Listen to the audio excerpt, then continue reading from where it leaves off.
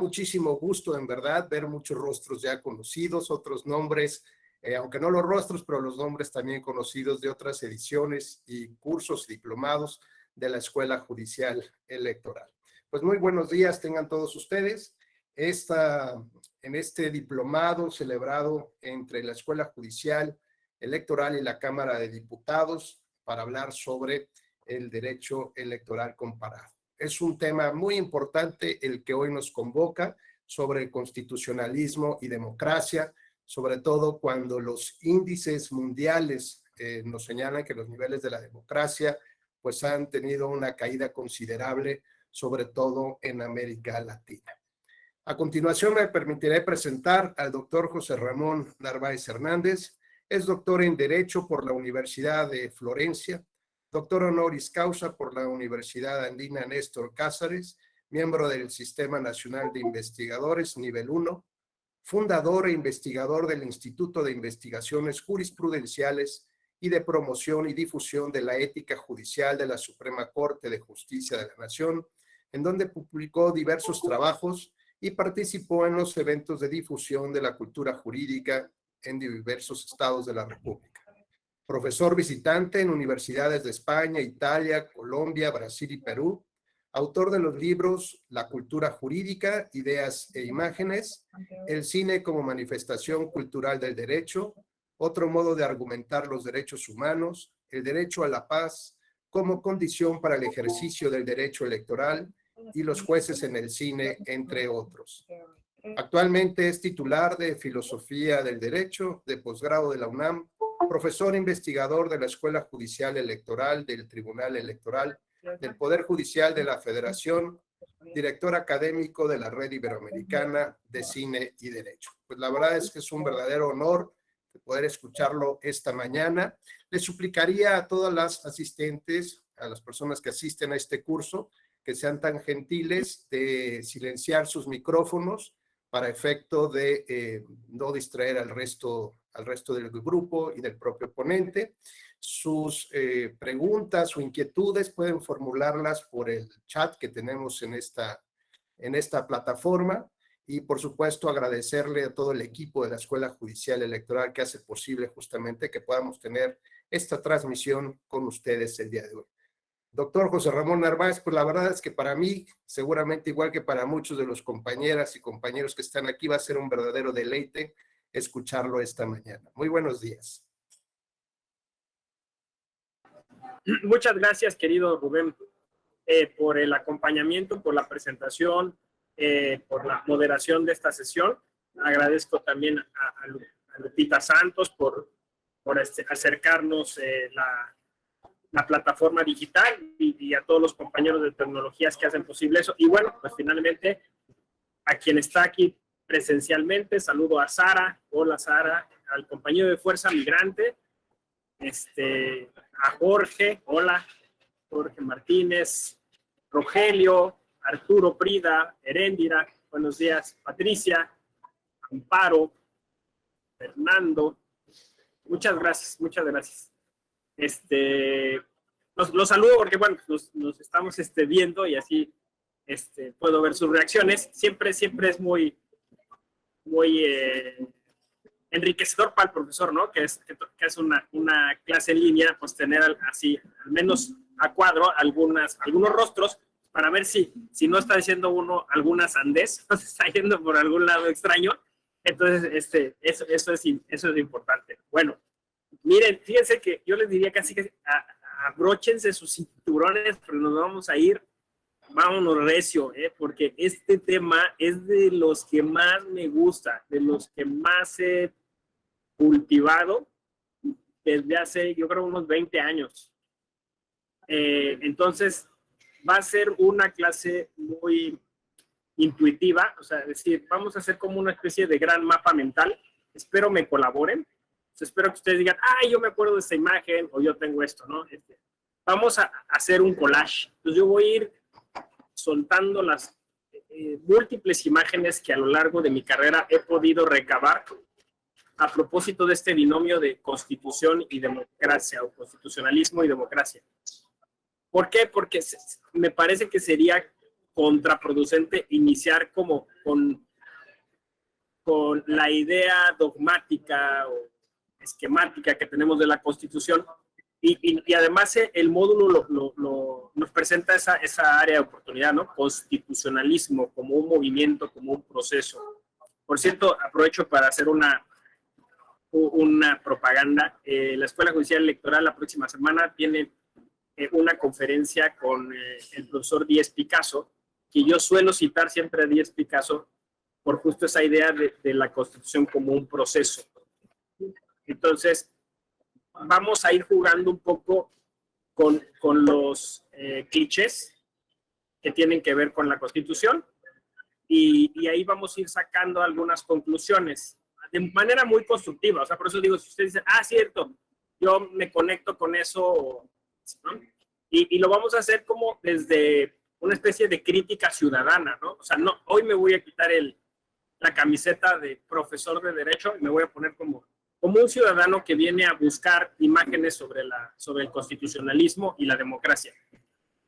Obviamente está abierto el micrófono todo el tiempo y el chat todo el tiempo.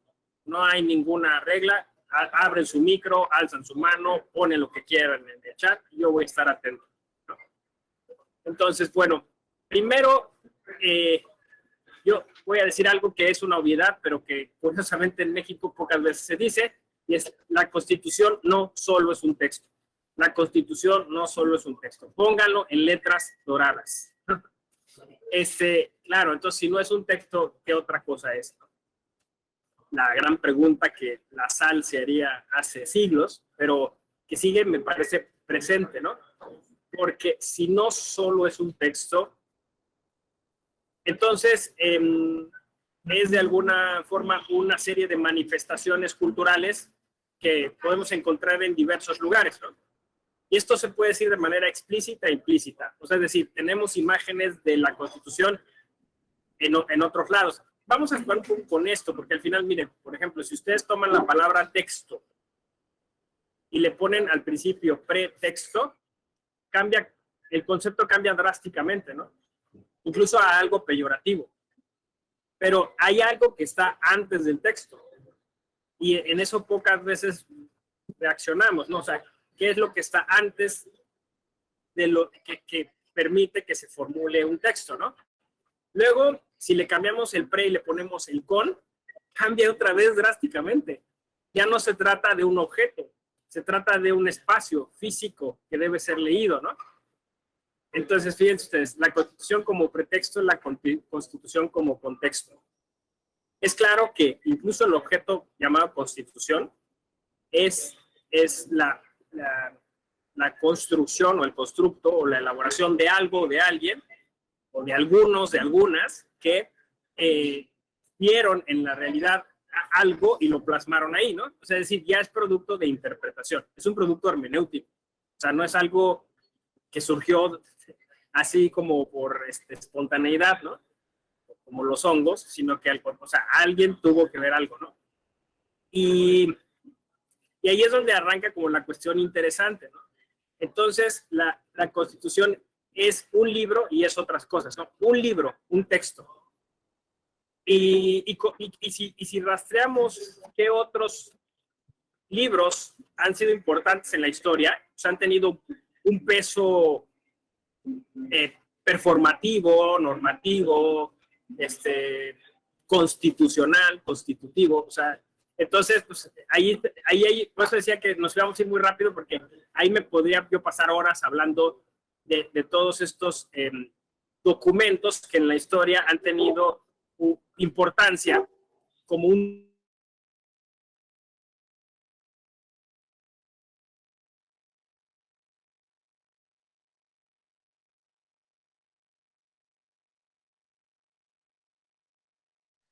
Lo perdimos, profesor.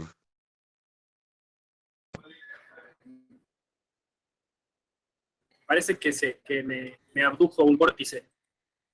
¿Va? Bueno, decía yo que vamos a recorrer rápidamente esto, ¿no? Entonces, hola Luis, Álvaro, Braulio, Lices, que se unieron, María Elena, Mónica. Entonces, las 12 tablas, el decálogo, el código de Hammurabi, ¿no? Y podríamos ir jugando con estos documentos del verbo docere en latín, que es lo que se muestra. Por ejemplo, concentrémonos en estos tres que acabo de decir de la antigüedad, ¿no? Pues supuestamente la tradición, la historia dice que estaban plasmados en roca, ¿no? Como el código de Hammurabi. El código de Hammurabi es muy interesante, ustedes lo encuentran en el Museo del Louvre, y ahí la primera gráfica que vemos pues es Hammurabi recibiendo de la deidad la ley, ¿no? Entonces, después vienen todas el articulado, vamos a decirlo. Pero lo interesante es que los arqueólogos comentan que el código de Hammurabi no fue encontrado en la capital del imperio, sino en un lugar alejado. Esto quiere decir que en casi todos los poblados importantes habría una roca de este tipo. ¿Qué significa eso? Pues quería decir, de alguna forma, querían acercar esa explicación normativa a los últimos rincones del imperio, ¿no? Justificando que pues eso era legítimo en tanto que el dios se lo había dado directamente a Hammurabi. Pero lo mismo pasa con el decálogo, ¿no? Que se le entrega a Moisés en una montaña santa, y lo mismo pasa con las 12 tablas que eran custodiadas dentro de un templo por los sacerdotes, que eran los únicos intérpretes. ¿Cuándo es que supuestamente el derecho romano florece o se vuelve interesante? Cuando hay una gran revolución y las 12 tablas son arrancadas de esa interpretación cerrada, sacerdotal, y se llevan al pueblo, ¿no? O sea, el pueblo Entonces, casi siempre las metáforas de estos documentos es en cuanto el pueblo entra en contacto con ellos, ¿no? En cuanto el pueblo puede leerlos, en cuanto el pueblo los puede hacer suyos, ¿no? Pero casi todos estos, bueno, me falta el libro de los muertos, ¿no? Que es muy interesante a propósito de un estudio de un egiptólogo llamado Jan Assmann, que dice que hay elementos místicos y míticos que se han conservado hasta nuestros días, que vienen de Egipto, después pasan a Grecia, a través de los Ptolomeos, llegan a Roma y de ahí a todo Occidente. Y son tres elementos muy interesantes. No sé si ya vieron la serie de Moon Knight en la plataforma Disney, se la recomiendo. Hay muchas metáforas y alegorías sobre la justicia. Se habla un poco de esta mitología, porque obviamente es la reinterpretación de Marvel de toda esta mitología egipcia. Pero Assmann dice que hay tres elementos fundamentales en esta relación: texto mágico, lectura mística, lectura mística y justicia. O sea, es decir, la diosa Mat, que es la diosa de la justicia, la que se acompaña de una pluma de avestruz, es la encargada de los juicios a los muertos. Se hace acompañar de su esposo Tot, que es el ibis, el que tiene el pico cuneiforme. Tot es dios de la magia y la escritura. Esto es muy importante: magia y escritura. Entonces, la justicia no se hace de manera aislada, sino que requiere de un texto mágico, litúrgico, que tiene que ser leído en un sentido. Dice que eso sigue hasta la fecha. Ustedes entenderán por qué hay una relación entonces entre justicia y constitución, y entre justicia, constitución y unos magos que la leen. Pero vean este elemento interesante. O sea, pareciera que hay unos lectores especializados de la Constitución desde Egipto hasta hoy. Pero sigue habiendo la expectativa de que la sociedad pueda entrar, o el pueblo pueda entrar en la lectura de ese texto mágico. Pero claro, ahí hay como una especie de tensión, ¿no? Los magos encargados de hacerlo más críptico y, y un grupo de la sociedad encargado de hacerlo más popular. Y ahí se va dando la tensión. Porque, ¿qué pasa si se suelta ese monopolio de lectura, o qué pasa si se suelta ese monopolio de interpretación, ¿no? Y ahí creo que es donde están las tensiones. Y de hecho la literatura más interesante, ¿no? O sea, no sé, si uno lee autores como, sobre todo los italianos, ¿no? A Riccardo Guastini, o en historia del derecho constitucional a Mauricio Fioravanti, encuentra, bueno, y en Alemania Peter Heberle, ¿no? Justo lo que estoy diciendo. Todo esto es constitucionalismo. O sea, es decir, la relación de libros, o textos con el pueblo, la relación de los intérpretes o de los artífices con ese libro, la relación del libro con los ritos, la relación de la mitología, todo lo que se genera en torno a así. Entonces, es muy, muy complejo y no puede ser analizado, digamos, solo desde la dogmática jurídica. Tienes que echar mano de la semiótica, tienes que echar mano de la antropología, ¿no? Porque he hablado de mitos, por ejemplo, ¿no? Ahora, ustedes estarán pensando, ¿en México hay todo eso? Sí, lo hay. Absolutamente lo hay. De hecho, hay un mito fundacional sobre la Constitución de 17.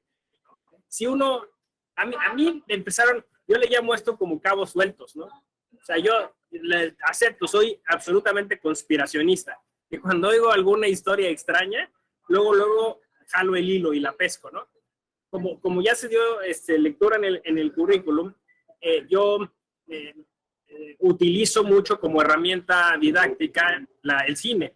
Entonces, pues es muy fácil desde el cine hacer, vamos a decirlo, una crítica al constitucionalismo. Es súper fácil, ¿no? Y a eso me remito. Por eso dije que iba a dar muchas imágenes, ¿no? La película en cuestión es una de las consideradas mejores películas del cine mexicano y de hecho es fundativa del cine mexicano, ¿no? O sea, es decir, es de las primeras películas. El director es Enrique Rosas y la película se llama El automóvil gris, ¿no? Esta es una película que tiene que verse sí o sí, ¿no? O sea, es impresionante este material. La Filmoteca de la UNAM lo acaba de restaurar apenas en 2010. No estaba accesible, porque además tuvo que restaurar una copia que es como el recorte que hizo la nieta de Enrique Rosas. O sea, Enrique Rosas, en antaño, las películas eran seriales. O sea, la gente iba cada fin de semana a ver una parte, hasta que, pues, pasado un tiempo, completaba la visión de la película, ¿no? Curiosamente, ahora volvimos a eso, ¿no? Con las series de televisión. Y entonces, lo que hizo la nieta, dijo, no, ya tiempo adelante es cortarla y ensamblarla y ponerle música, ¿no? Porque era cine silente. ¿Quién era Enrique Rosas? Enrique Rosas era el director de Carranza. O sea, esta es una historia súper interesante. Me voy a detener unos minutos porque sí es muy importante justo para desmitificar el origen de la Constitución mexicana, ¿no? Ahora, si ustedes se sienten incómodas, incómodos, está bien, esa es la función. Porque nos han insistido tanto de que la Constitución de 17 es muy importante, la Constitución 17 es de donde emana todo.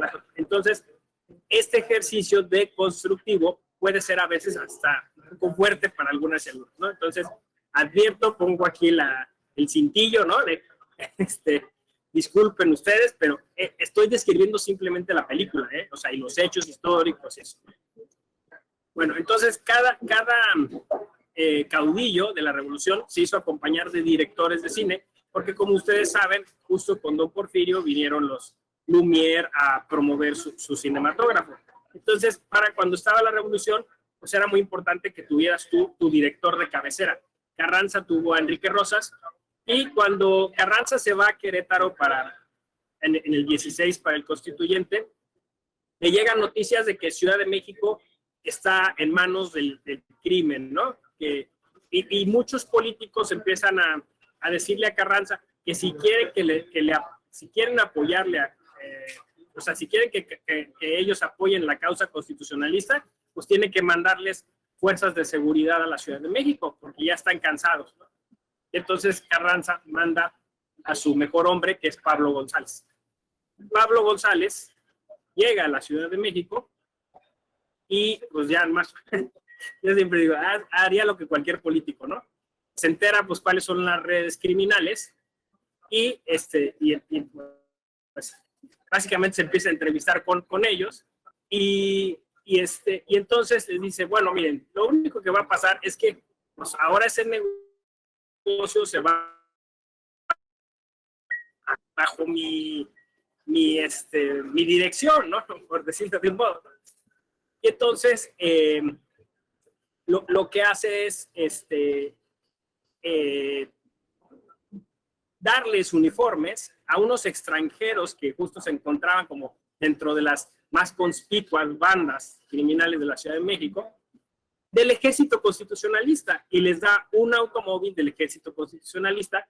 Por eso es el automóvil gris, ¿no? Porque no tenía ningún logo, ninguna distinción. Y estos hombres se dedican a... Ahí es que esa es la historia complicada, ¿no? Se dedican a hacer visitas a los domicilios, pues para requisarlos y ver si no tenían armas, si no estaban contra el gobierno, tal. Pero ahí, digamos, surge un poco el problema, porque la idea revolucionaria para algunos de los revolucionarios era lograr ese equilibrio monetario que no se tenía. Entonces, un poco como a la Robin Hood, ¿no? O sea, entonces era quitarle a los ricos para darle a los pobres. Y entonces hay como una delgada línea. De hecho, me llamó mucho la atención porque cuando fui a Tampico, hay unos pajaritos que si tú estás desayunando, vienen y te roban la comida. Y les dicen los carrancistas. Y todavía en algunos estados de la República, carrancear significa agenciarte algo que no es tuyo, pero no es robar. No sé si me explico. Es carrancear.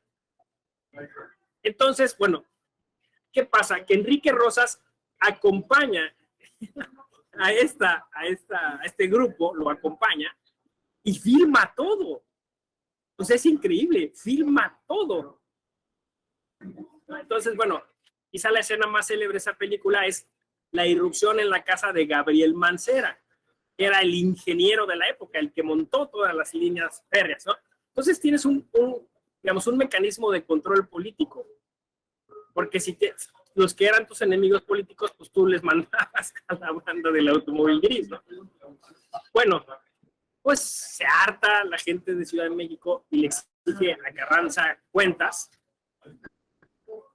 Y entonces Carranza pues le dice a su general, a Pablo, o sea, le dice, ya, bájale, o sea, te excediste, ¿no? Ahora sí, o sea, sí podías, pero te excediste, ¿no?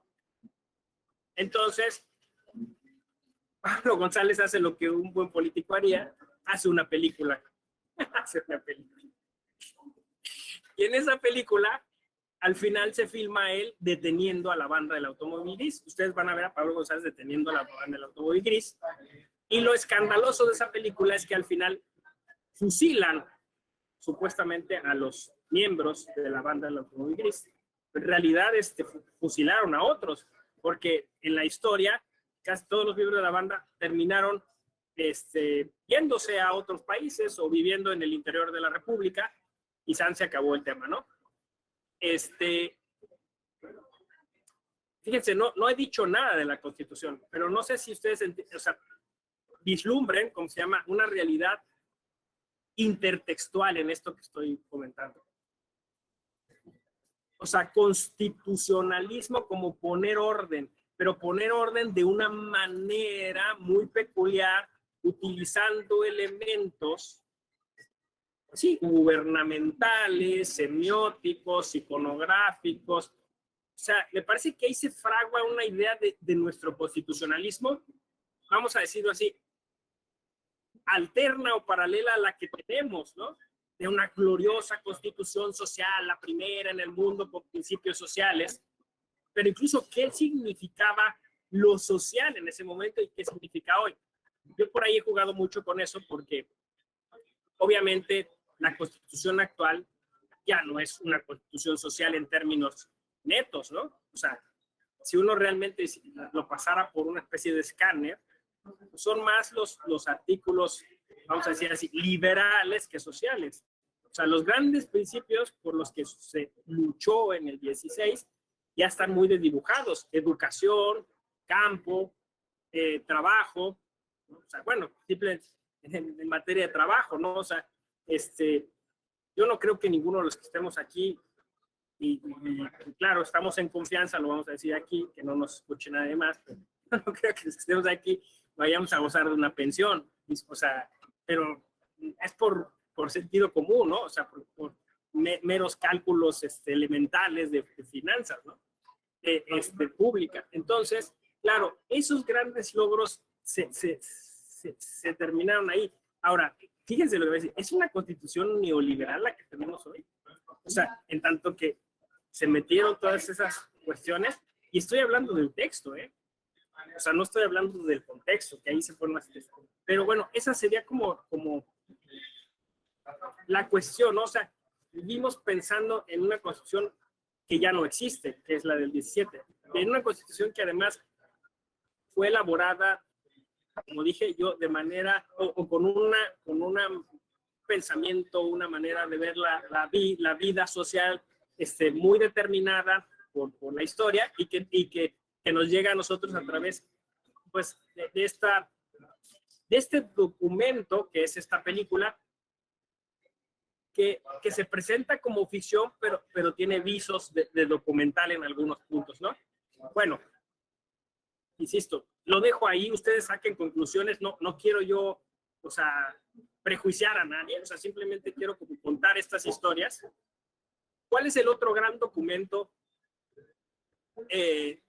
fílmico en el que se presenta la Constitución? La Ley de Herodes de Luis Estrada. Tremenda película. Tremenda película. O sea, yo además me ha tocado ir a otros países en América Latina a hacer cine debate con esta película. La adoran, les fascina, ¿no? Y ahí, ¿cuáles son las imágenes? O sea, yo se las iba a pasar, pero pues como es una película tan conocida y todo el mundo trae las imágenes frescas, vamos repasándolas, ¿no? Así ustedes evóquenlas en su cabeza. Luis Estrada, de hecho, si ustedes van a, no sé si todavía está el Museo del Cine Mexicano en los estudios Churubusco, ahí se conserva todavía uno de estos libros que Luis Estrada utilizó, que es ese libro como café conmemorativo de la Constitución de 17, ¿no? Por eso digo que es un tótem, porque lo recordamos así, como un libro grande, grueso, café, con una especie de marco dorado en la Constitución Política de los Estados Unidos de México, 1917. Ese libro está ahí. En la película hay una escena en la que esa leyenda se sustituye por ese, dice, leyes del Estado mexicano o algo así, cuando va con el secretario del partido, ¿no? A pedirle presupuesto. Entonces, aparece en diversos momentos el objeto llamado Constitución, pero explicado en una narrativa muy peculiar. Entonces, primera escena, el alcalde de San Pedro Los Aguaros está huyendo del pueblo al que defraudó, y pues creo que luego en la película dicen que ya han linchado otros alcaldes, ¿no? Entonces estaban huyendo del linchamiento. Sacan la Constitución, aquí sí se ve que es la Constitución, la pone sobre el escritorio, ¿no? La abre y la Constitución está con un hueco, ¿no? Y en medio está todo el dinero que se roba del pueblo. Lo toma y la cierra. Esa es la escena. Ya entenderán por qué a Luis Estrada lo censuraron, ¿no? Pues es brutal la metáfora. Es brutal. No sé si me explico. No voy a decir nada. O sea, me parece que Luis Estrada lo dice maravillosamente. Ustedes saquen conclusiones, ¿no? La otra, como les digo, ¿no? Va el flamante alcalde de San Pedro de los Aguaros, que además Damián Alcázar hace maravillosamente, porque siempre empieza como el buen ciudadano y termina siendo el peor de todos, ¿no? En El Infierno, por ejemplo, ¿no? Va y dice, no puedo, no hay presupuesto, ¿cómo quieres que haga todo esto? Me mandaste a un cuchitril, no sé qué. Dice, no te preocupes. Y esa es la escena que se llama La Constitución y la Pistola. Saca la Constitución, ya aplaude así, sale polvo, otra metáfora, saquen conclusiones, lo tenía ahí, pum, sale polvo. ¿Qué significa, no? Y le dice, toma esto, ¿no? ¿Yo qué voy a hacer con esto, no? Ah, permíteme. Abre el cajón y le da una pistola, ¿no? Y le dice, tú eres todo lo que dice aquí. Poder ejecutivo, legislativo y judicial. Claro, nosotros entendemos, dicen, es una imprecisión, ¿no? De Luis Estrada, ¿no? ¿O no? ¿O no? No sé si me explico. Tú eres todo lo que está aquí y todo lo que está aquí tú lo puedes ejecutar. O sea, tú ve, se los lees, les dices, les enseñas y si no te hacen caso, usas esto. Tremenda metáfora. Constitución y violencia. ¿Sí? Tercera, bueno, no, todavía hay más escenas, ¿no? La escena cuando llega al prostíbulo, ¿no? Llega con el libro en la mano y la matrona que está ahí le dice que no va a hacer nada, ¿no? Y que no le importa lo que esté escrito ahí. Y él entonces le dispara y sale corriendo, ¿no? Entonces, otra imagen, ¿no? Donde hay poder fáctico, hay resistencia, hay crimen, ¿no? Se trata de personas, es algo gravísimo, ¿no? Pero él lo que quería era irle a cobrar impuestos, porque de hecho que ahí es donde más impuestos, donde más dinero iba a sacar. Siguiente escena. El alcalde, Varguitas, ¿no? Ya desesperado, ya empoderado, dice, ¿no?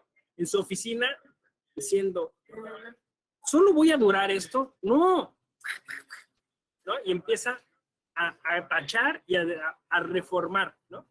No, voy a durar más y voy a hacer esto y esto no me conviene y esto no. Llega un momento que incluso Luis Estrada se echa la puntada de arrancarla, que para la sacralidad del jurista mexicano, o sea, eso es durísimo, ¿no? O sea, sí, literalmente arranca la excepción y la rienda. Ya, o sea, se empieza. Pero ¿por qué hace eso? O sea, piensa usted, eso es ilógico, o sea, no tiene sentido, nadie le haría. Es otra metáfora, o sea, es decir, el chiste es hacer pasar por ley algo que yo tengo en la cabeza, pero que crean que es constitucional. No sé si me explico. Hay algo ahí en esa metáfora también que el estudiante de Derecho pesca rápido, ¿no?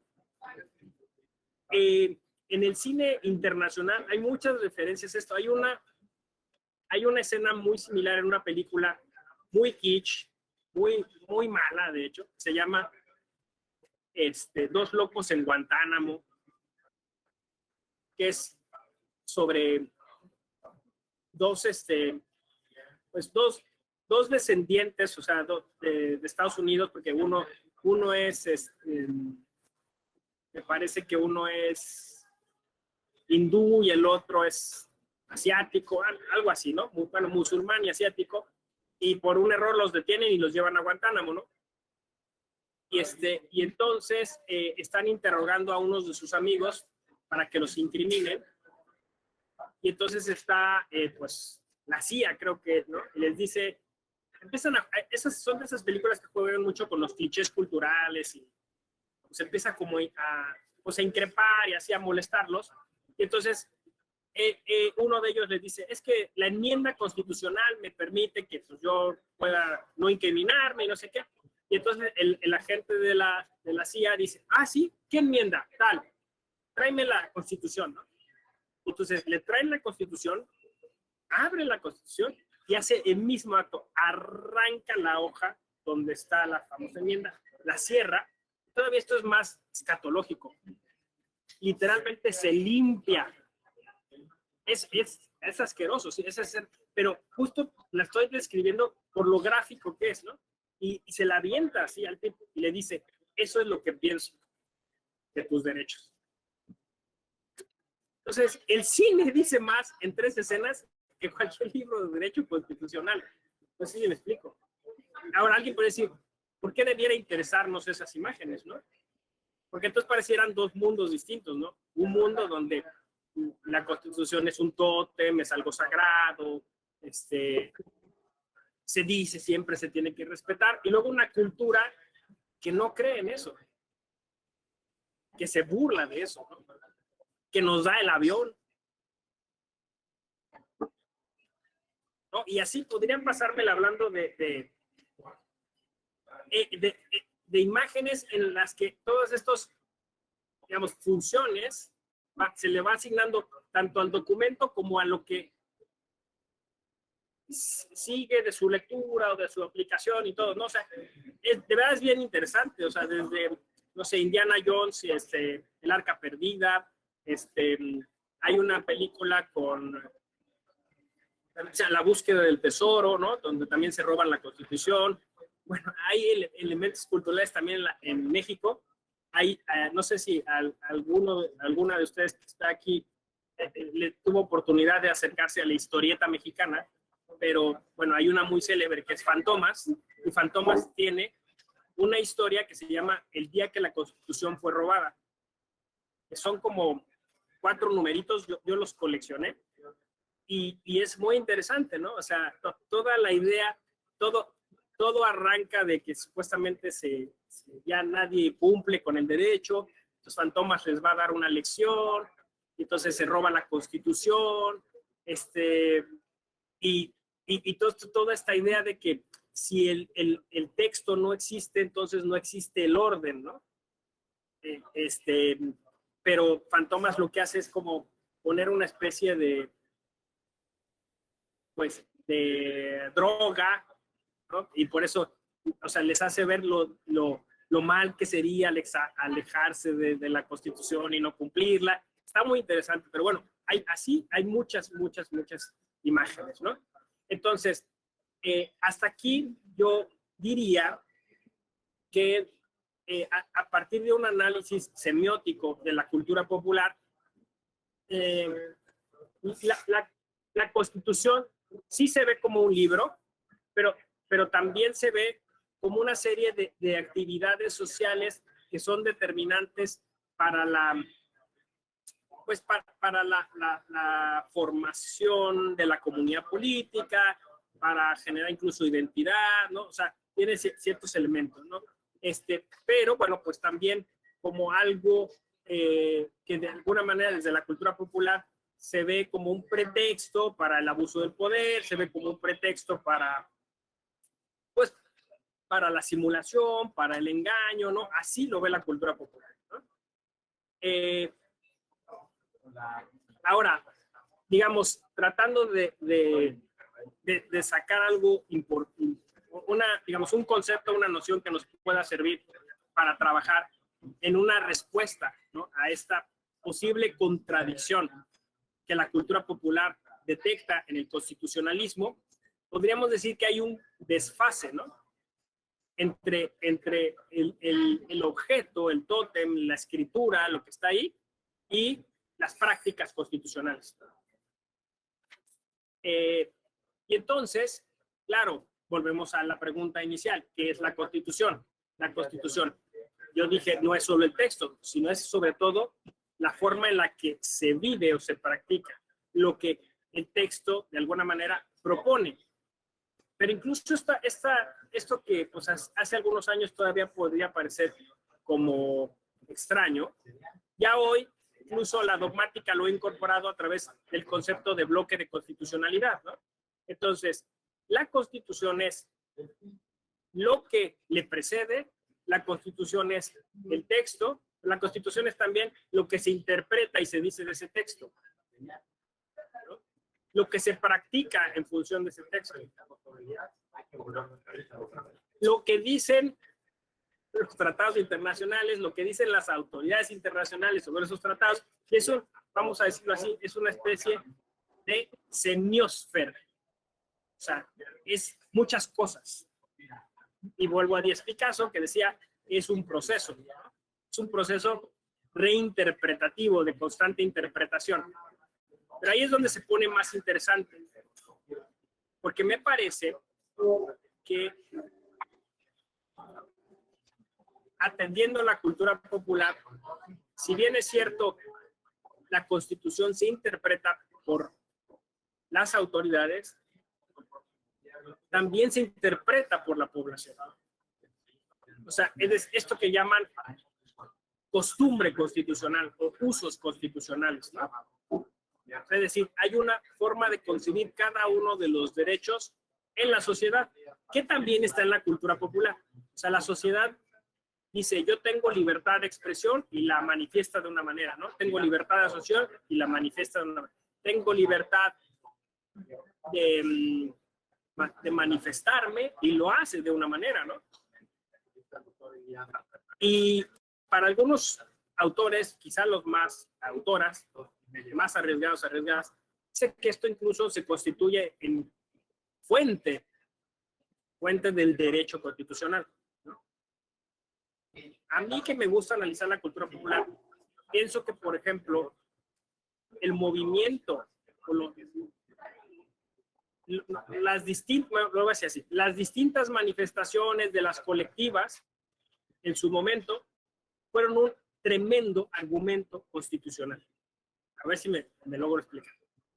Es decir, para alguien que analiza el contexto, el ver a muchísima gente en la calle exigiendo, pensando que su derecho es de una manera, se constituye en un argumento constitucional que tiene que atenderse de una forma, ¿no? O sea, no quiero decir que con eso que en automático se tenga que aceptar, pero sí me parece que de alguna manera todas esas manifestaciones que también son intertextuales, ¿no? Porque hay muchas cosas, muchos intereses, muchas cuestiones subyacentes, pero lo que no se puede hacer, me parece, es soslayarlo.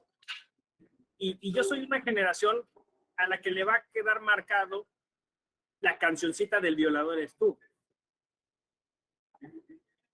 O sea, música y constitución.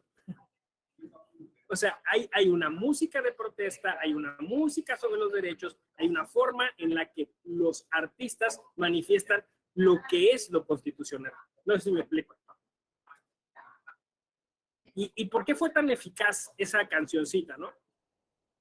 Porque a lo mejor un tema que creías que era sistémico, que era problema de la cultura, terminaste pensando que a lo mejor era un problema de nuestro, no sé si me explico. O sea, que no puedes decir, pues sí, es que la cultura mexicana es misógina. No, yo soy el misógino, quizá, ¿no? Yo soy el que tiene que trabajar en esos temas. Entonces, fíjense, fue más eficaz una canción que una norma constitucional escrita. ¿Sí? Más o menos. Entonces, todas esas relaciones, digamos, entre... Sí, el trabajo formal de hacer la Constitución, la reforma constitucional y las manifestaciones culturales sobre la Constitución, las expresiones sobre la Constitución, los usos de la Constitución, eso es lo que creo que falta acercar para terminar con esa brecha que existe entre un mundo y otro. No sé si me explico. O sea, necesitamos generar mecanismos para poder leer esos otros lenguajes y esas otras narrativas y tratarlas de darle un formato que esté en posibilidad de ser consensado, ¿no? Y aceptado como algo común. Ese es el tema. Oigan, entonces, miren, esto lo vimos ahí, le hemos dado esta conformación, y te lo estoy poniendo para que tú veas si es como lo entiendes, ¿no? Entonces, claro, aquí el tema es que es absolutamente metodológico. Es que esto todo tiene que ver con una cuestión hasta de filosofía postmoderna, ¿no? Mientras que el constitucionalismo anterior era un constitucionalismo ilustrado, donde, digamos, una élite pensaba en función de todos los demás o lo que todos los demás quisieran y después formulaba el derecho. Nosotros creemos que esto tiene que ser más a través de un trabajo colaborativo, constructivo, ¿no? O sea, y de hecho ya ahí me estoy conectando con un tema que es de democracia directa.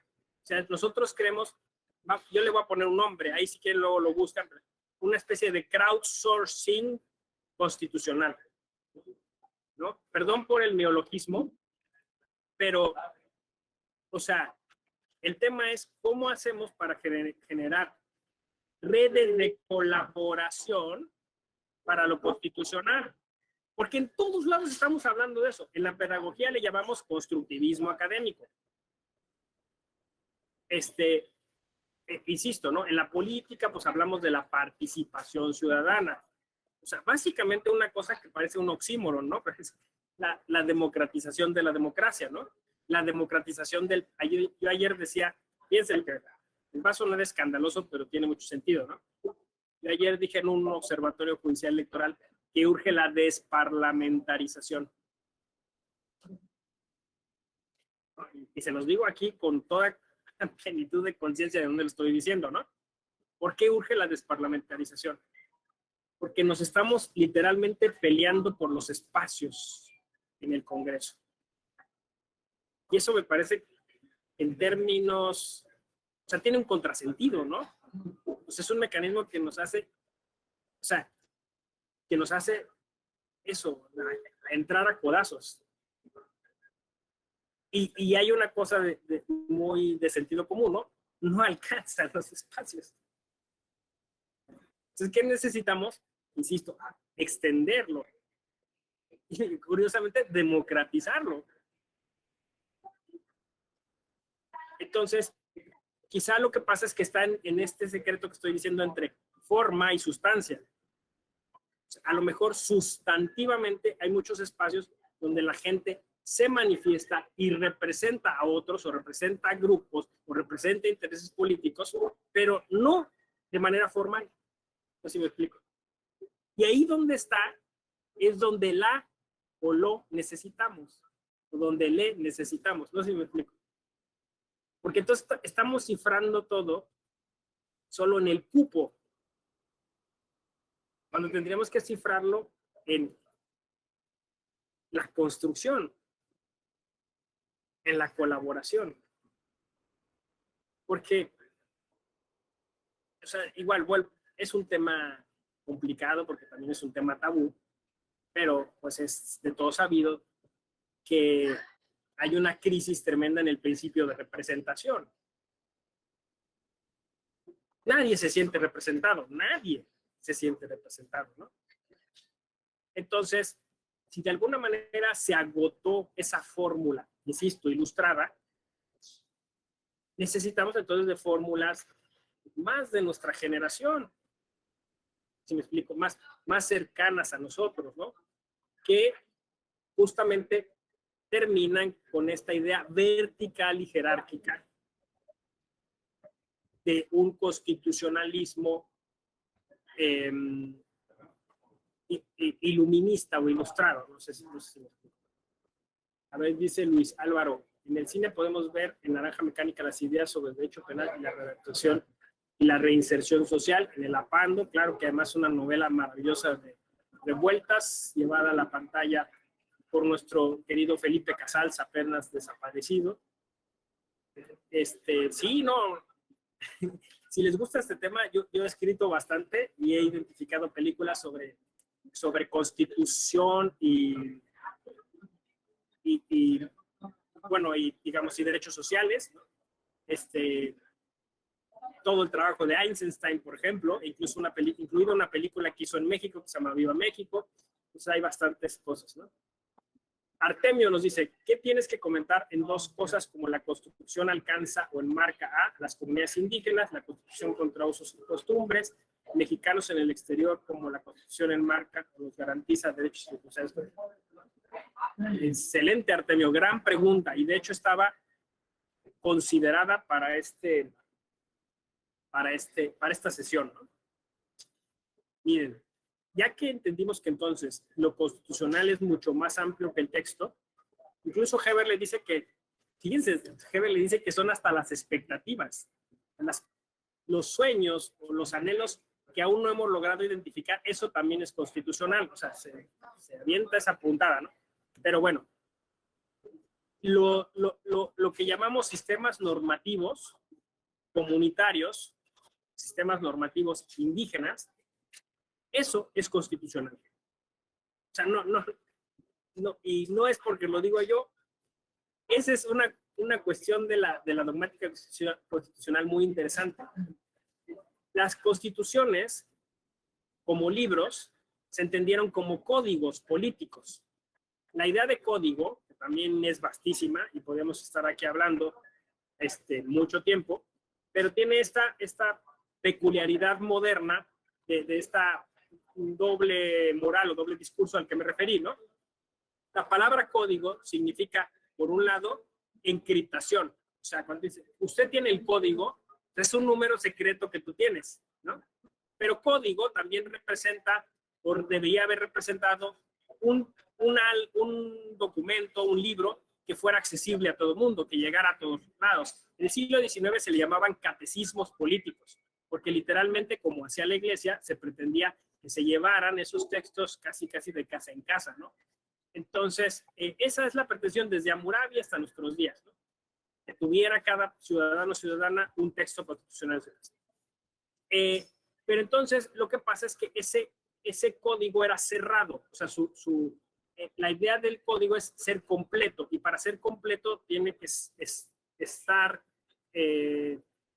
clausurado. Pero el constitucionalismo contemporáneo lo abrió. Los alemanes le llaman estas cláusulas de escape. El artículo 2 es una cláusula de escape. Véanlo ustedes como una ventana, ¿no? O sea, la Constitución no está acotada a un texto, porque el segundo constitucional dice todo lo que las comunidades indígenas hagan o digan respecto de lo político y lo jurídico es derecho constitucional. ¿Sí ven? O sea, es decir, está inacabada la Constitución, ahí se abre una ventana, se abre una puerta para la interpretación que ya no está en manos de quien elabora la Constitución, sino está en manos de una práctica, ¿no? Entonces, la comunidad genera derecho constitucional. Esto por varias razones. Primero, porque de otra manera la Constitución sería ilegítima. Me voy a explicar, ¿no? O sea, si vamos a decirlo así, hay lo voy a decir por esta metáfora. Hay un condominio. Y en ese condominio viven diversas personas, ¿no? Y de repente, pues llega un grupo de personas que, pues, tiene una mejor posición económica o social o cultural y compra una serie de departamentos o de casas de ese condominio. Y luego, pues, van esas personas y dicen, oigan, ustedes aquí tienen reglamento, y los que están ahí dicen, no tenemos reglamento. Ah, bueno, nosotros lo vamos a hacer y luego se los vamos a imponer. ¿Sí? ¿Qué dirían a estas personas? Oye, pues no, déjame participar, ¿no? O sea, aguántame tantito, ¿no? No, es que miren, ya casi ya lo teníamos hecho y hasta aquí, no sé qué, ¿no? Y de repente, pues los que están más al fondo del condominio apenas se vienen a enterar, ¿no? Entonces, resulta que, bueno, así, lisa y llanamente se trata de una imposición, ¿no? O sea, yo no tuve nada que ver con eso y lo tengo que cumplir, entonces es una imposición. Por ahí alguien decía, y se volvió hasta un tuit famoso, es como si en el momento de tu nacimiento te tomaran tu huellita, ¿sí? Y ahora ya usted es parte de esta sociedad y el contrato social y todo lo que está aquí le aplica. O sea, eso es una imposición, ¿no? ¿Cómo hace la teoría política para revertir eso? Porque al final, pues tienes que lograr de alguna manera la anuencia, el consentimiento. Entonces, la forma en la que el constitucionalismo contemporáneo ha encontrado lograr incluir, ¿no? No es, te vine a leer cuáles son tus derechos, o te digo cuál es tu constitución, o te la traduje a tu lengua. No, es decir, ¿y tú qué opinas? ¿Y tú qué haces? ¿Tú cómo lo miras? ¿Tú cómo lo vives? Y esto es además a nivel internacional, ¿no? O sea, es decir, no es solo el artículo 2, es el convenio 169 de la Organización Internacional del Trabajo, ¿no? Que dice textualmente que el derecho que se genera ahí es constitucional. Ahora ustedes me dirán, pero ¿y si ese derecho entra en contradicción con las cosas que están ahí? Pues que es justo ese es el tema de la justicia constitucional, porque no solo esos derechos comunitarios, esos sistemas normativos entran en conflicto con algunas normas de lo otro que es constitucional, sino también las mismas normas constitucionales entran en conflicto, ¿no? O otras interpretaciones. O sea, entonces eso es siempre así, ¿no? Exacto, Santiago, ¿no? Entonces la Constitución pues es un proceso, es algo que además está en construcción constante. De hecho, piensen ustedes, la palabra Constitución no debería evocar un documento, debería evocar una actividad, que es ensamblar, construir, formar. Entonces es muy acotado pensar que es escribir en tinta y papel, ¿no? Pues es algo más sofisticado, más complejo. Entonces, pensarlo solo como un texto creo que nos ha hecho mucho daño. Porque lo que habría que pensar es, si es un proceso, ¿quién participa de las sinergias que generan esas normas? En principio, pues son los indígenas. En principio, pues puede ser, como también se mencionaba, quizá es complicado, también es polémico, claro, los mexicanos en el extranjero, ¿no? Que no por estar en el extranjero pierden sus derechos. Bueno, y así vamos a seguir encontrando grupos que han quedado, digamos, marginados o aislados de esa actividad. Miren, si ustedes van a ver cine de sufragistas, todas las películas que hablan de cómo las mujeres lucharon por su derecho al voto, en todas, no hay una, yo ya estuve checando todas, siempre hay una escena en la que las mujeres dicen ante el Congreso, ¿no? Respectivo, el Parlamento, ¿no? A ver, perdón la expresión, a ver, cabrones, ¿ustedes quieren que nos sometamos a sus derechos como varones, ¿no? Quieren que incluso paguemos impuestos, ya nos están, ¿no? Nos imponen este derecho, pero no nos dejan hablar, no nos dejan expresarnos. Ese derecho es ilegítimo, porque lo crearon ustedes y nos lo impusieron a nosotras. Y ya entonces, pues en todas las distintas películas se ve como pues, los congresos empiezan a discutir y dicen, no, pues sí, sí tienen que estar aquí, ¿no? O sea, aquí tienen que estar las mujeres porque si no, pues tienen razón, ¿no? O sea, es decir, yo hago el derecho y yo se los impongo a ellas, ¿no? La misma razón para todos los demás otros grupos. O sea, un grupo que tiene la predominancia racial, cultural, por cuestiones históricas, ¿no? Que tiene privilegios, hace el derecho y se lo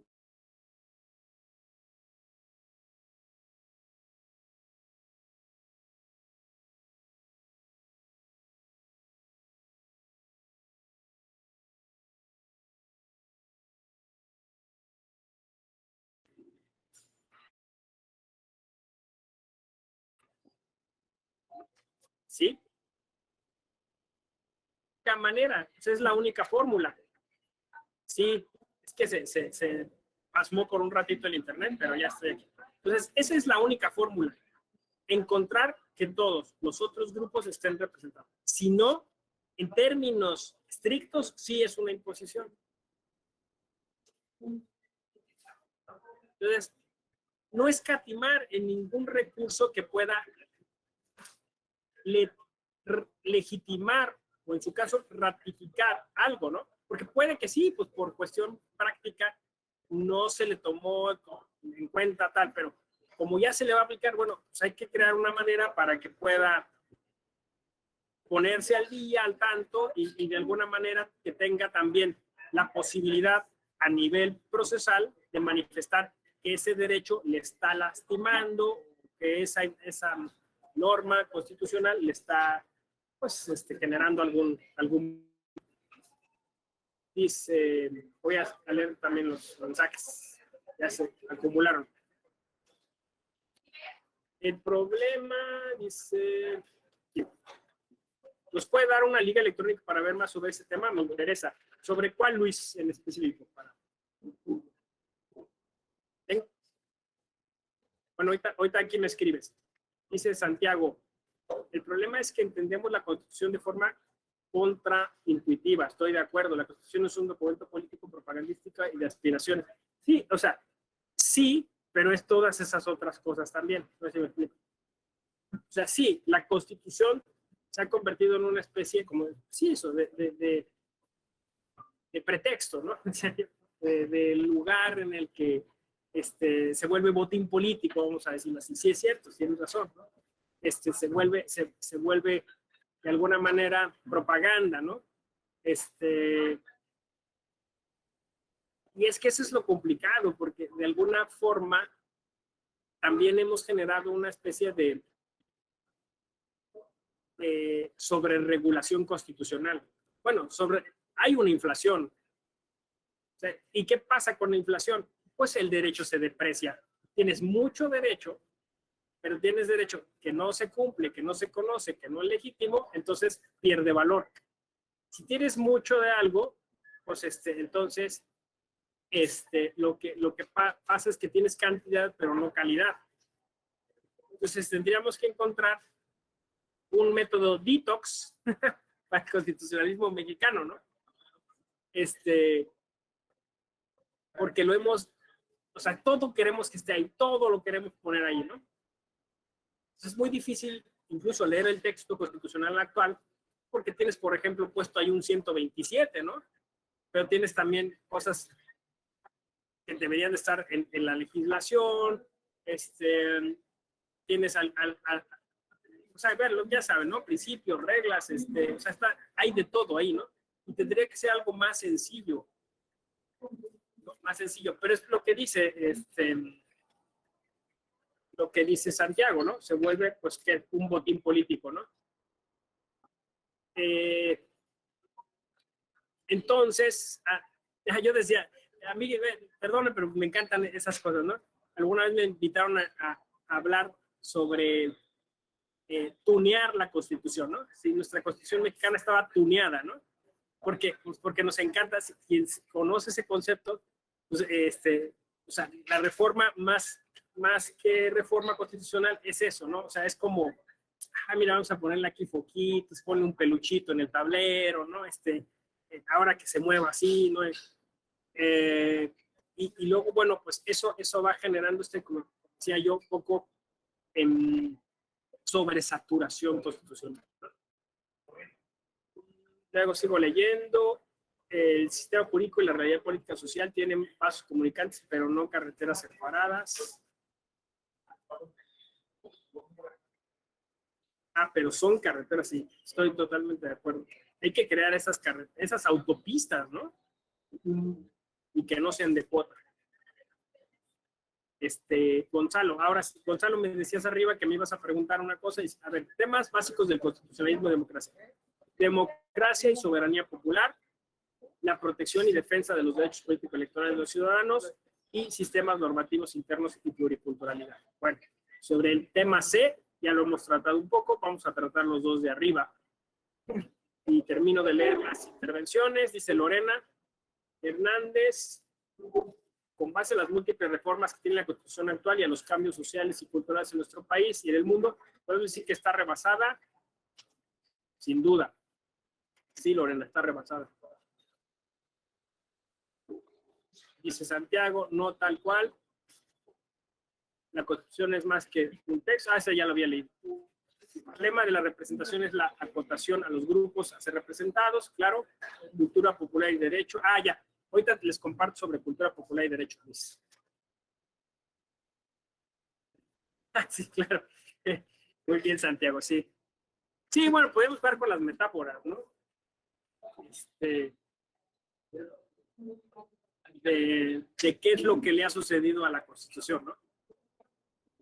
Como texto, ¿no? Porque seguimos pensando que todavía hay otras cosas. Bueno, a propósito de lo de la soberanía popular y la Constitución, yo creo que siempre se decía que, o sea, vamos, piénsenlo ustedes, ¿no? Esta idea de que la teoría política moderna, ¿no? No la teoría política moderna justificó la idea de un derecho parlamentario diciendo que el número de personas no permitiría que pudieran expresarse para que todas las voces se escucharan. Entonces, por eso se tenía que apelar, fíjense, al derecho privado. Al derecho privado. Ese es el problema. digamos, hay una especie de secuestro de concepto. ¿Por qué lo digo? Fíjense, se llama contrato social, pero de contrato no tiene nada, porque los contratos tienen cláusulas penales. Si una de las partes no cumple, se le obliga a cumplir. La Constitución no tiene esos mecanismos. O sea, hablamos de responsabilidad del Estado, pero en realidad no la hay. El Estado ha sido muy irresponsable por mucho tiempo, porque tiene el sartén por el mango. Básicamente, entonces, si es un contrato, la Constitución entonces, o el constitucionalismo, o el poder político, todo esto sería, básicamente, sería un contrato leonino, ¿no? Y eso ya lo han dicho Agamben, lo han dicho el propio Michel Foucault, ¿no? O sea, es decir, en tanto que hay como esta relación de supra-subordinación, normalmente pues se termina abusando del derecho y entonces no termina por ser un contrato, ¿no? Ahora, como era un contrato y como el pretexto era de que no todos y todas podían participar, entonces lo que se hizo es, bueno, pues elijamos algunos y algunas y que tengan un mandato. Otra vez el derecho privado, ¿eh? O sea, es que tengan un poder.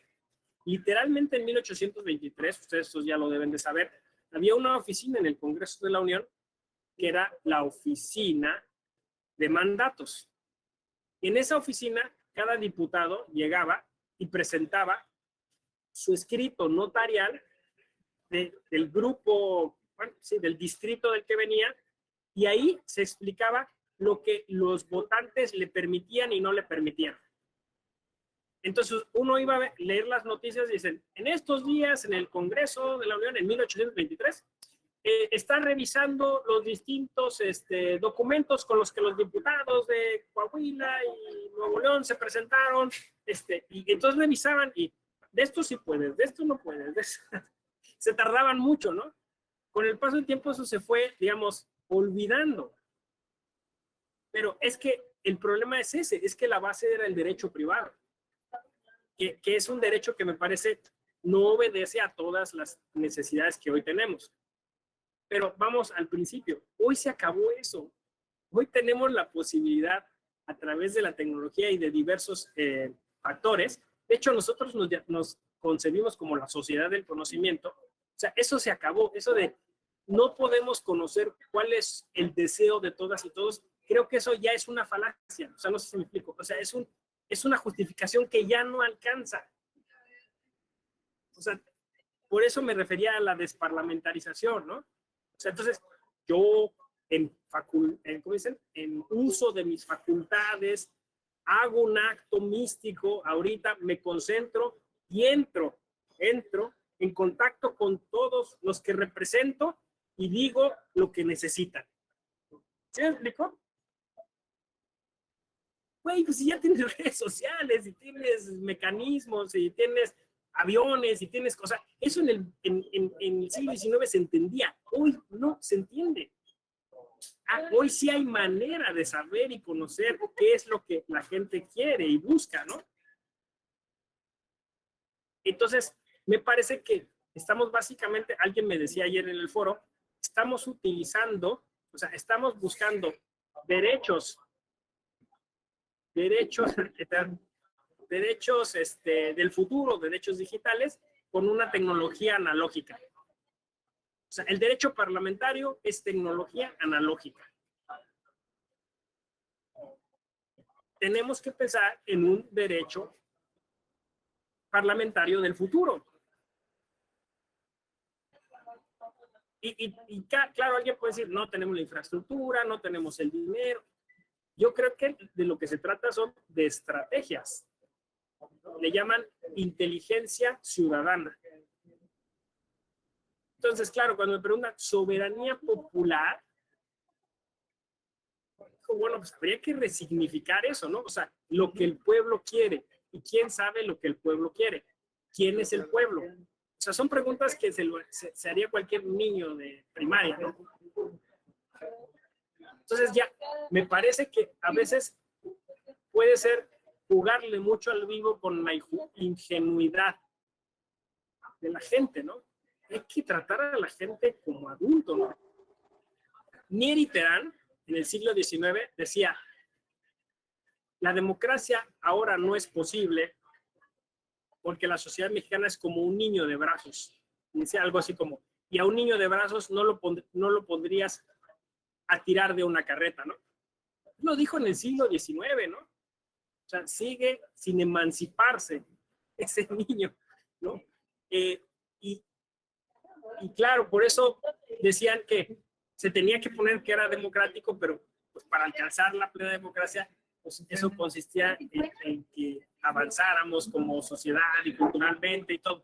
Me parece que ahí se cifra un poco la propuesta que yo estoy trayendo, ¿no? Democratizar la democracia. O sea, hacerla tajante, sustantiva, eficaz, eficiente, efectiva, ¿no? A través de la estrategia y metodología que sean necesarias. No presuponer, no aducir, no pensar que esta idea moderna de que hay como una especie de observador universal que es capaz de ser el catalizador de todos los deseos, ¿no?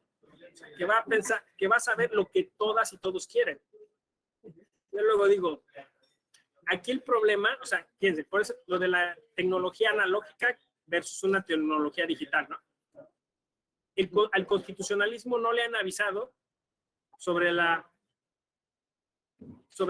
filosofía de la sospecha, ¿no? O sea, el constitucionalismo todavía no le alcanzó las críticas de un Freud, que decía que había complejidad no solo externa, como lo había explicado Marx, o en su momento en la estructura del poder Nietzsche, ¿no?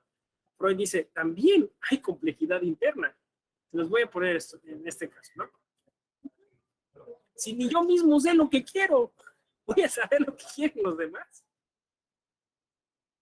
O sea, si yo en mi interior tengo toda esta multiversalidad, ¿no? O sea, soy muchas cosas a la vez, ¿no? O sea, voy a saber si me parece es muy soberbio, ¿no? Lo que las demás y los demás quieren. Entonces, en principio, incluso yo diría, esta metodología tiene que ser altamente humilde. O sea, empezaría casi por un trabajo de deconstrucción, ¿no? Dice, fíjense, por eso digo que una nueva tecnología pues implicaría, por ejemplo, hablar de escucha activa, hablar de técnicas de observación social, ¿no? De levantamientos antropológicos, o sea, otras técnicas que obligarían a quien tiene que servir de conducto, de intérprete, literalmente a abrevar del contexto, de la experiencia, no sé si me explico, ¿no? Por ahí estuvo muy de moda un meme que decía, a tu teoría le hace falta calle, ¿no? Creo que a nuestro constitucionalismo le hace falta mucha calle. A ver, leo acá.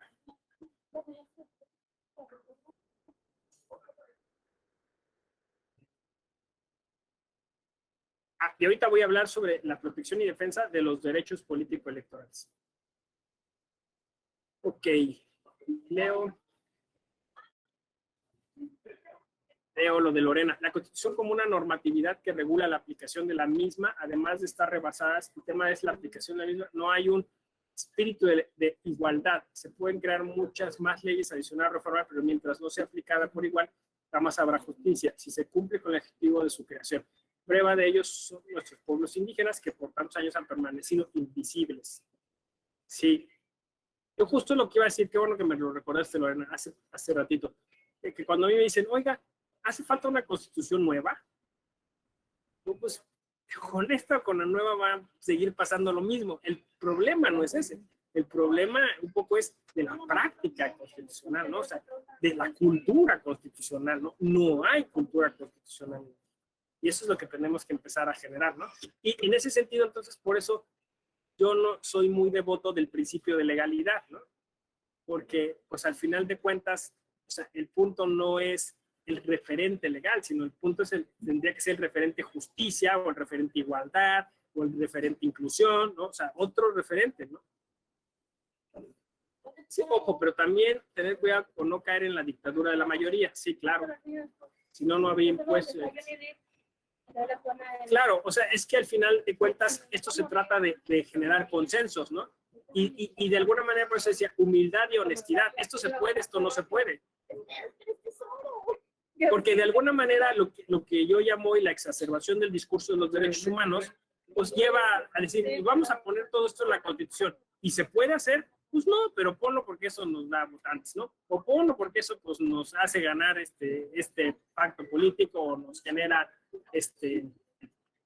esta sinergia, ¿no? O sea, no, se trata de poner lo que es factible, ¿no?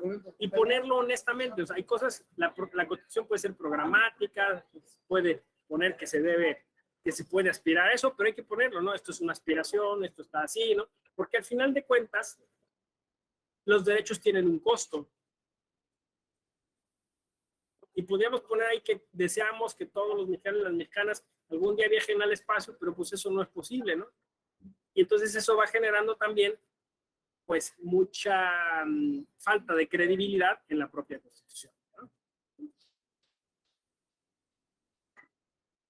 Buen día a todos, dice Antonio Pacheco, debemos reflexionar sobre la conveniencia de hacer más ligera o delgada la Constitución, de acuerdo, separando lo formalmente normativo para el Estado mexicano de lo procedimental, que es lo que la hace más pesada. Estoy totalmente de acuerdo.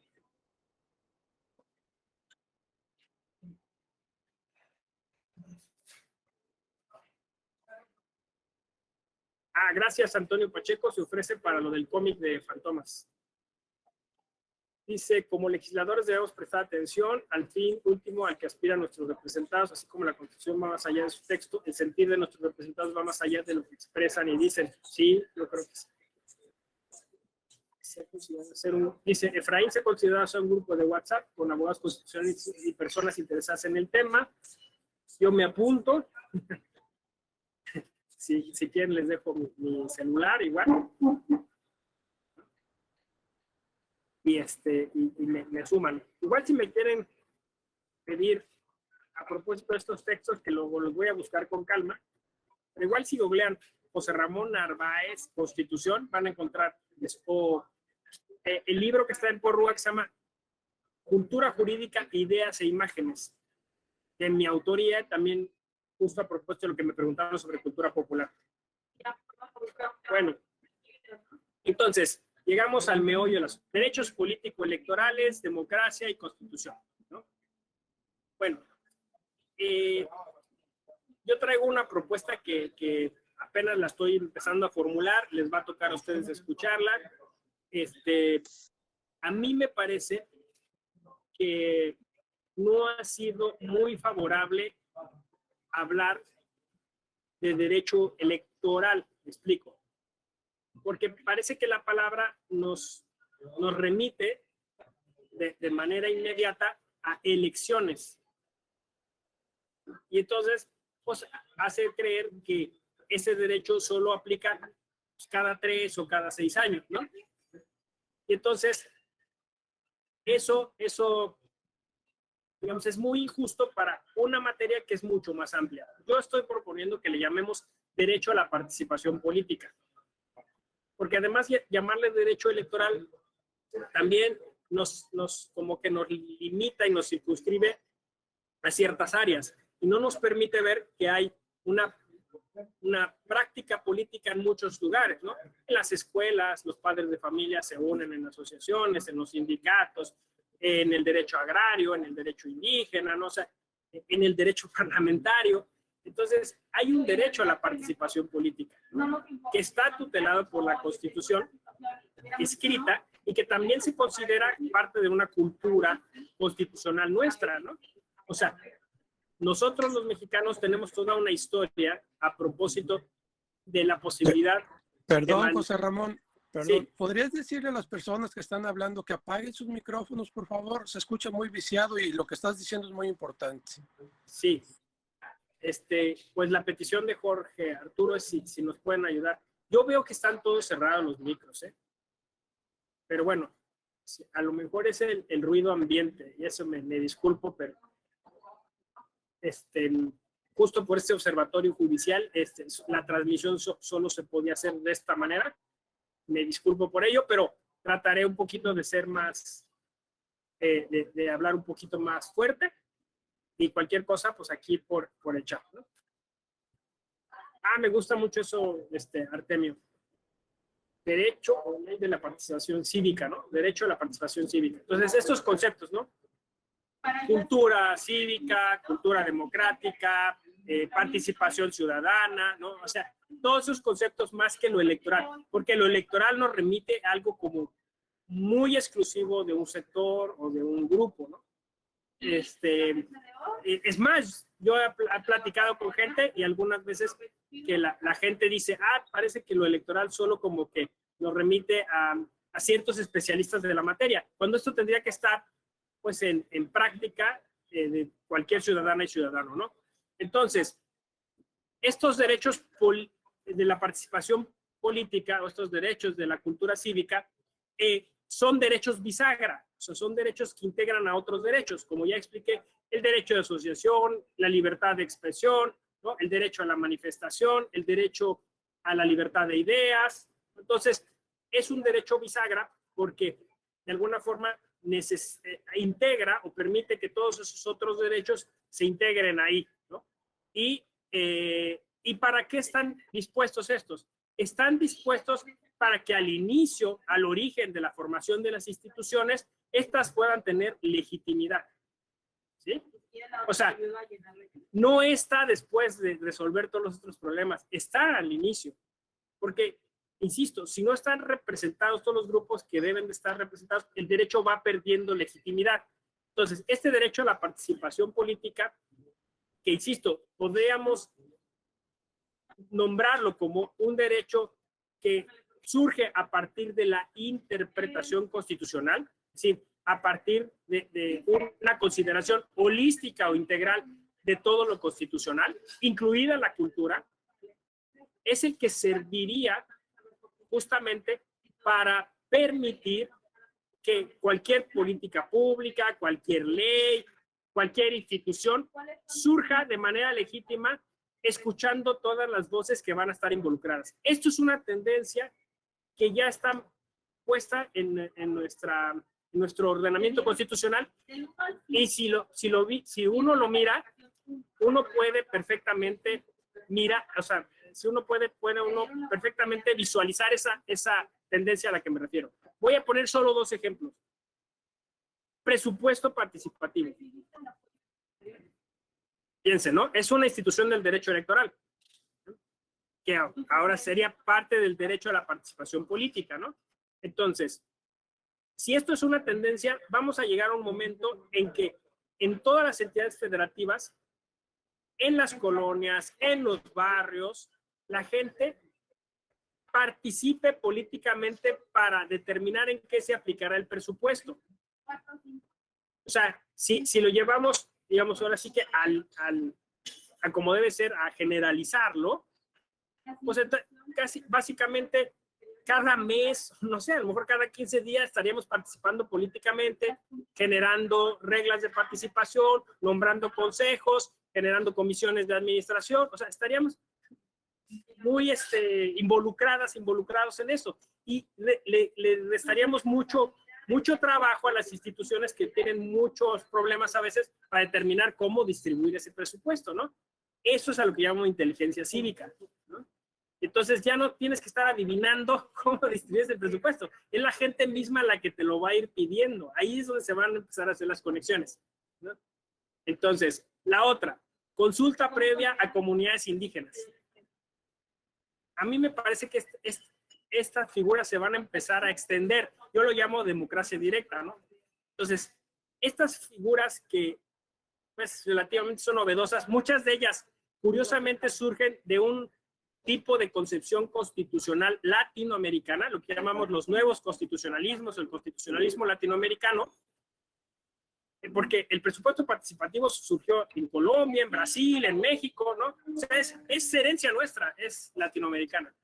Y esto también, las consultas previas a pueblos y comunidades indígenas, pues implica eso. Si ellos son los destinatarios, pues consúltalos, pregúntales, ve con ellos, ¿no? Y luego hay quien dice, los comunidades indígenas a veces tienen más derechos que nosotros, ¿no? Entonces, en algún momento alguien va a solicitar, o escuchen lo que estoy diciendo, en algún momento alguien va a solicitar que su barrio, su colonia, pueda votar de acuerdo a sus prácticas. Oye, no es comunidad indígena. Entonces, ¿cómo que los indígenas tienen más derechos que yo? Yo puedo demostrarte que en mi colonia hay un sistema normativo. O sea, tenemos una manera de organizarnos. Cuando hacemos la kermés, votamos así, elegimos estas autoridades. Esa es la tendencia. Va a llegar un momento en que nosotros, en nuestro barrio, determinemos muchas de las situaciones políticas. Las autoridades que han de votarse o cómo debemos organizarnos, es de sentido común. Si hacia allá va la cosa, entonces tenemos que empezar a mirar ese proceso, ese flujo, cómo surge en lo social.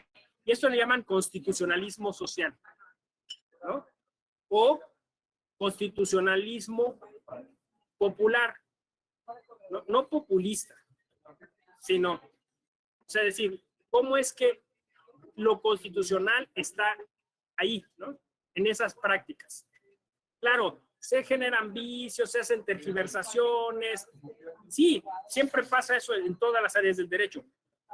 Pero esa es la tendencia y tenemos que buscar cómo acercar esos dos mundos. ¿Sí, más o menos? Entonces, básicamente es mecanismos de participación ciudadana, política, derecho a la participación política y constitución. Ahí están todos los elementos, ¿no? Creo que entonces con eso se redondea básicamente la propuesta y, insisto, tiene que comenzar con una nueva gramática, que como ustedes están notando es una gramática que empieza con la deconstrucción, democratización, desformalización de las estructuras que han estado anquilosadas, que han generado monopolios, que han generado pues eso, un tipo de autoritarismo constitucional. Solo estos interpretan la Constitución, solo estos saben lo que es la Constitución, ¿no? A eso me estoy refiriendo, a esos monopolios. Entonces, me parece que nuestro trabajo como generación es eso, desmonopolizar el constitucionalismo. Qué paradójico, ¿no? Constitucionalizar la Constitución.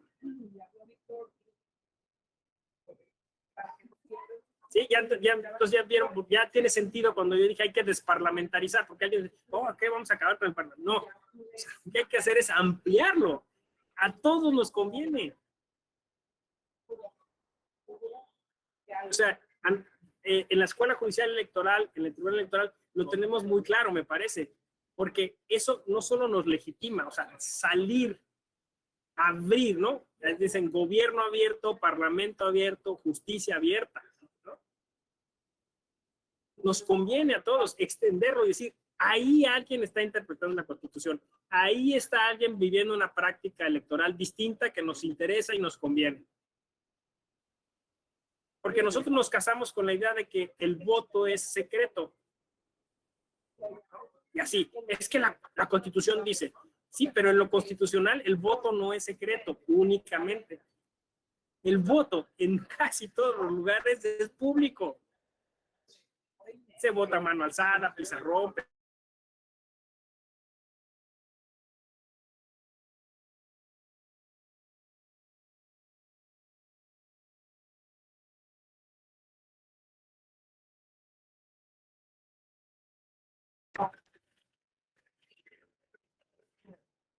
Perdón.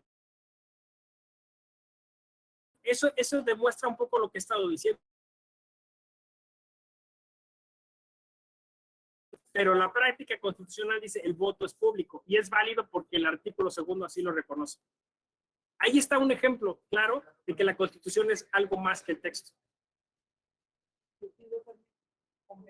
Claro, alguien podría contraargumentarme y decir, oye, pero sería muy difícil que en una elección no comunitaria, en una elección federal, por ejemplo, se votara de manera pública, ¿no? Sí. Y podría ser un derecho, o sea, podría yo tener derecho a votar de manera pública. Y dice, pues basta que tú vayas, votes y después digas, miren, enseñes tu voto, ¿no? Bueno, pero para allá va el voto electrónico. Insisto, tendencias, derecho constitucional futuro. Así hay que pensar. Hay que empezar a generar otras categorías, otras clasificaciones. Ya no alcanzan las que teníamos. El doctor Alfonso Herrera, porque va a venir después que yo, a ver cómo resulta este experimento, ¿no? Porque Alfonso les va a hablar de todo eso otro, ¿no? Y a mí me toca a mí ser como el disruptivo, ¿no?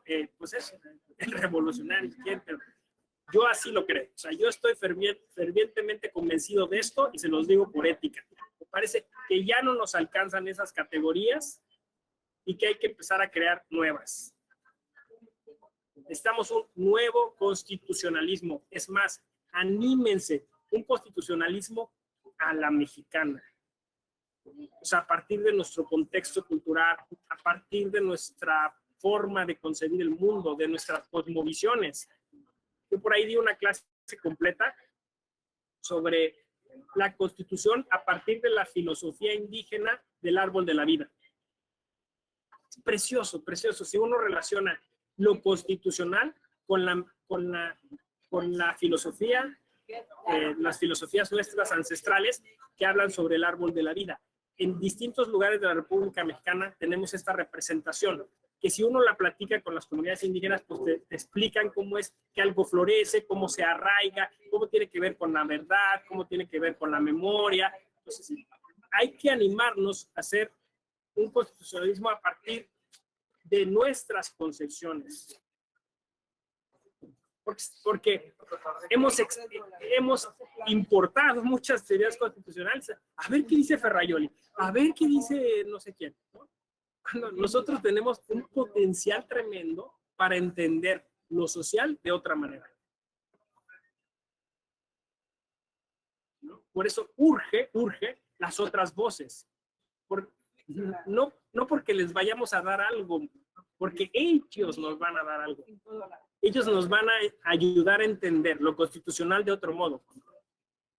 Porque las personas con discapacidad visual o auditiva entienden el mundo de otro modo y aportan mucho. Porque el que las mujeres vinieran a enriquecer la idea política le aporta mucho. Necesitamos un constitucionalismo, como ya se formuló, un constitucionalismo feminista. Necesitamos un constitucionalismo desde lo indígena. Eso es, ¿no?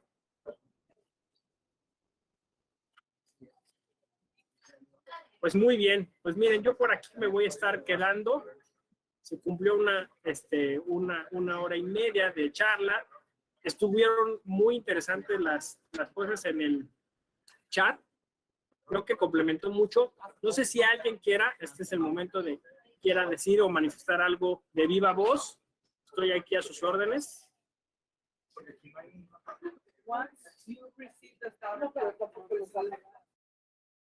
Doctor José Ramón, pues yo no me quiero quedar con las ganas. La verdad es que si tú me lo permites, si fueras tan gentil, igualmente que nuestros amable auditorio, yo tengo dos inquietudes y quisiera saber cuáles son tus reflexiones. Primero, pues en el tema del gran trabajo que tiene esta generación por los grandes retos que se presentan en una época de grandes desacuerdos. Y de los grandes desacuerdos, justamente te quería preguntar. Tenemos una resolución ya de la Suprema Corte de Estados Unidos que revoca el fallo de Roe versus Wade de 1973, que generaba o generó 50 años de protección federal para, como derecho para interrumpir el embarazo. ¿Qué tanto crees que desde el punto de vista del derecho comparado, de las sentencias, pudieran tener, digamos, este impacto y con lo que ello implica, ¿no? Justamente venimos transformándonos en esta parte del reconocimiento de derechos muy importantes en esta materia y bueno, ¿no? Digamos que vecinos o cortes que pensábamos que eran más proclives a la defensa de derechos civiles, por ejemplo, pues ahora vemos como esta parte que califican algunos como un gran retroceso, ¿no? Y ahora dejan a los estados justamente la posibilidad de prohibir o permitir el aborto, sabiendo que, bueno, según lo que dicen las notas periodísticas, hay casi 30 estados de la Unión Americana que son proclives a prohibir el aborto en cualquiera de sus formas. Y la segunda, en esta parte que ya comentabas al final, que se me hace súper interesante, de cómo participar en un nuevo constitucionalismo, no sé si tengas alguna reflexión sobre este proyecto de constitución colaborativa de Islandia, ¿no? Donde realmente, bueno, pues hubo después de una gran crisis económica y social, pues, digamos, tratando de hacer a un lado el sistema de partidos políticos, la sociedad trata de ganar esta brecha que existe entre el sistema como tal y la ciudadanía, que justamente es a todo lo que nos has hecho grandes reflexiones este día. Sí, muchas gracias, Rubén.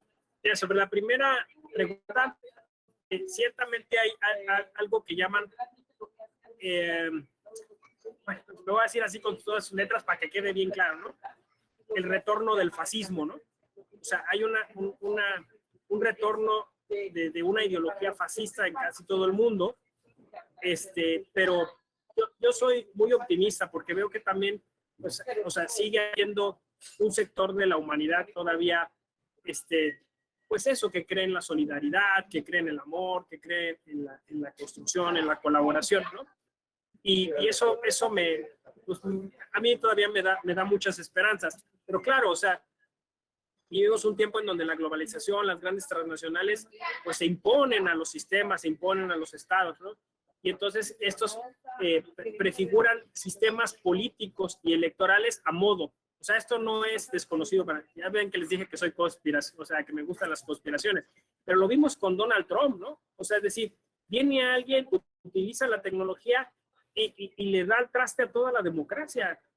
O sea, basta que crees un algoritmo correcto, adecuado, ya no, o sea, ya no necesitas, bueno, simulas hacer elecciones, pero al final tú ya sabes cómo ganarlas a través de ese formato, ¿no? Entonces, lo que llamamos posverdad, las fake news, todas estas cuestiones del modelo de comunicación política, ¿no? Entonces, desgraciadamente estas ideas polarizadoras, fascistas, van teniendo mucho peso. Les invito a ver una película maravillosa que se llama Ha Vuelto, que es un falso documental, está en Netflix, y es sobre pues eso es una especie de montaje, por eso es un falso documental, donde supuestamente Hitler vuelve a Alemania y lo placean, ¿no? O sea, lo llevan por todos lados y al final, o sea, la cuestión es que ese ejercicio, pues casi como de investigación, da por resultado que si Hitler volviera a Alemania el día de hoy, ganaría las elecciones. Por el modo en el que maneja todo este modelo de comunicación política. En Estados Unidos, desgraciadamente, hay muchos filones de esta, o sea, conservadores, reaccionarios, ¿no? Están ahí, pues es lo que vemos cuando ahora con lo de las comunidades armadas, ¿no? O sea, es que es imposible desarmar a los Estados Unidos porque la industria armamentística es enorme, ¿no? Es tremenda. Y entonces, me parece que hoy hay una tensión en todos los países que se representa en distintos niveles, a nivel global, a nivel local, ¿no? Y bueno, y ahí como en medio, las instituciones federales o nacionales en su caso, ¿no? Lo que un poco ya como Marramao llama el globlocalismo, ¿no? Globlocalismo, ¿no? Entonces, ahí se están debatiendo, como siempre, pues en tensión esas ideas que curiosamente se presentan, por ejemplo, en el terreno de los Estados Unidos como multiculturalismo, ¿no? Y pareciera como algo positivo, pero no lo es tanto porque de alguna forma a veces alguno de estos grupos llega a tener mayor injerencia cultural o mayor poder económico y entonces puede imponer una forma no tan positiva de concebir el mundo y la sociedad y dar al traste con todo lo que se ha ganado en materia de derechos, ¿no? Ese es lo que... Y sobre la segunda cuestión, me parece muy interesante, yo lo decía, ¿no? Crowdsourcing constitucional, ¿no? Constitucionalismo del crowdsourcing, ¿no? Colaborativo, para ponerlo en castellano. En Islandia y algunos otros países han intentado utilizar eso.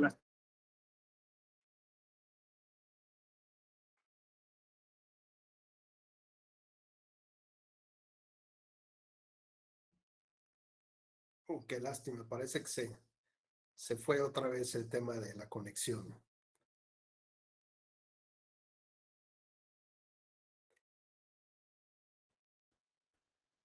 Ahí ya te tenemos, creo que de nueva cuenta, José Ramón. A ver, porque no se escucha. No, sigue sin escucharse. Perdón de nuevo, pero bueno, lo bueno es que ya... Ay, adelante, José Ramón, por favor. Sí, es que... ¿Ya me escuchan? Adelante. Ya, bueno. Decía yo.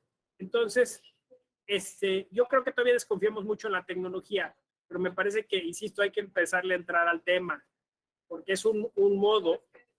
Y luego en México se pone mucho el pretexto de la brecha digital, pero cada vez es menor, ¿no? Y hay que encontrar otras estrategias, ¿no? O sea, de acercar, porque para una comunidad que está incomunicada, es más fácil ir a la cabecera municipal o al pueblo cercano donde hay red de internet que ir hasta la capital, ¿no?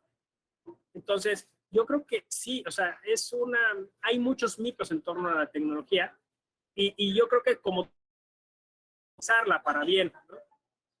Quizá también es culpable la tecnología, ¿no? Con Skynet y todas estas películas que hacen pensar que los robots se van a hacer cargo de la sociedad, pero...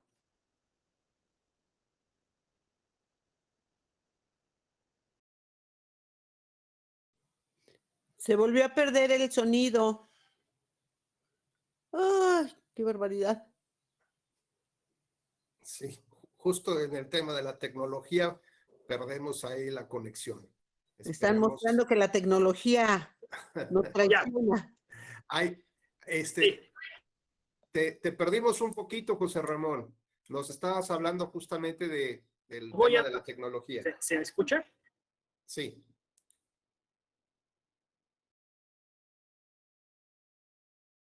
No, ya no te escuchamos. Otra vez te perdimos. Creo que puede ayudar mucho, licenciado José Ramón, si quita su video.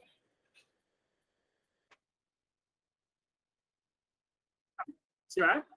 Solo, sí. Ya, yo creo que ya me iría yo despidiendo también para no torturarlas y torturarlos con este tema tecnológico. Justo cuando hablé de la tecnología, me jugó una... les digo las conspiraciones. Entonces, ya con eso yo estaría cerrando para no, insisto, no abusar de su paciencia y ya estamos comunicados, ¿no? Comunicadas, ya tienen mis datos y yo esperaría pues que pudiéramos colaborar. Ese es el tema, ¿no? Encontrar sinergias, puntos de acuerdo, construir proyectos y a ver qué sale. Me dio mucho gusto estar aquí esta mañana con ustedes. Al contrario, doctor José Ramón Narváez Hernández, para nosotros también fue un verdadero placer, un deleite escucharlo durante esta jornada.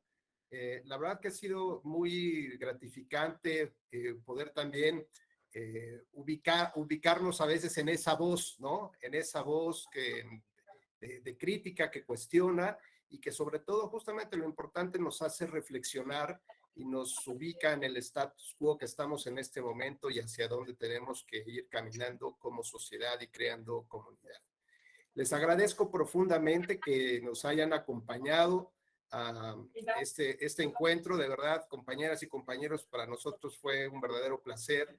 Gracias a la Escuela Judicial Electoral del Tribunal Electoral del Poder Judicial de la Federación, a la Cámara de Diputados Federal, de verdad, gracias por todo su apoyo, al equipo de tecnologías de información, de capacitación, de verdad, gracias a todos los que hicieron posible, pero sobre todo gracias a ustedes, porque con sus preguntas, sus inquietudes, pudieron hacer de esta experiencia realmente una clase maravillosa, una participación estupenda. Pues mi nombre nuevamente es Rubén Becerra y les deseo que tengan muy buena tarde.